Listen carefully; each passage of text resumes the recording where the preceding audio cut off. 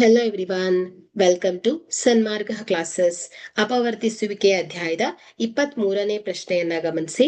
ಅಪವರ್ತಿಸಿ x square minus 4. So ನೀಡಿರುವಂತಹ ವರ್ಗಾತ್ಮಕ ಬಹುಪದೋಕ್ತಿ ಎಕ್ಸ್ ಸ್ಕ್ವೇರ್ ಮೈನಸ್ 4. ಇದನ್ನು ನಾವು a square minus B square ರೂಪದಲ್ಲಿ ಬರೆದಾಗ, ಸೊ ಇಲ್ಲಿ ಎ ಅಂದ್ರೆ ಎಕ್ಸ್ ಆಯ್ತು, ಬಿ ಅಂದ್ರೆ 4 ಆಯ್ತು.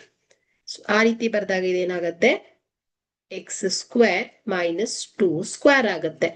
So A square minus B square is equal to ಏನ್ ಹೇಳಿ, A minus B into A plus B.